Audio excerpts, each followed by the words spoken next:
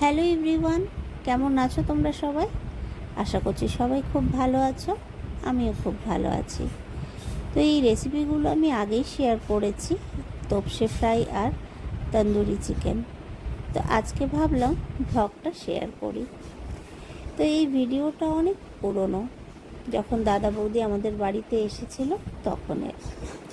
তো খানিকটা ব্যস্ততা আর কিছুটা ল্যাথার্জি এই নিয়ে আর আমার এই ব্লগ এডিট করাও হয়নি আর তোমাদের সাথে শেয়ার করাও হয়নি, তাই ভাবলাম আজকে শেয়ার করে ফেলি। জানো তো, হলদিয়ায় ট্রান্সফার হওয়ার পর থেকে বাড়িতে আর সেভাবে তেলে ভাজা বানানো হয় না, মানে ওই ইচ্ছে করেই বানাই না।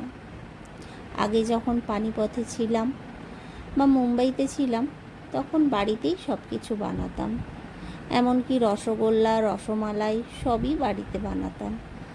আর এখন সবই হাতের কাছে, সবই কিনতে পাওয়া যায়, তাই আর বাড়িতে কিচ্ছু বানাই না। আর বলতে পারো এত মাত্রায় ওয়েট গেন হয়ে গেছে না, তাই আর ইচ্ছে করেই বাড়িতে বানাই না, কারণ কিনে খেলে খুব লিমিটেড, আর বাড়িতে বানালে একেবারে মন ভরে খাওয়া যায়। সেই কারণে আর ইচ্ছে করেই বাড়িতে বানাই না। কিন্তু গেস্ট এলে আমি নিজের হাতে বানিয়ে খাওয়াতেই বেশি পছন্দ করি।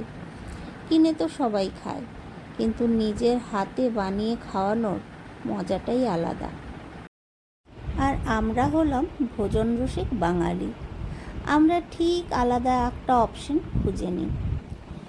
তেলে ডিপ ফ্রাই করে খেতে পারবো না তো কি হয়েছে, এয়ার ফ্রায়ারে অয়েল ব্রাশ করে তো খেতে পারবো।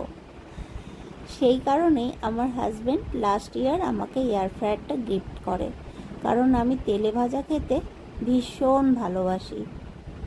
তো চলো, আজকের ব্লগটা আমি এখানেই শেষ করছি। তোমাদের সাথে আবার পরে কখনো অন্য কোনো ব্লগে গল্প হবে। ততক্ষণের জন্য তোমরা ভালো থেকো, সুস্থ থেকো। আজ তাহলে আসি, টাটা।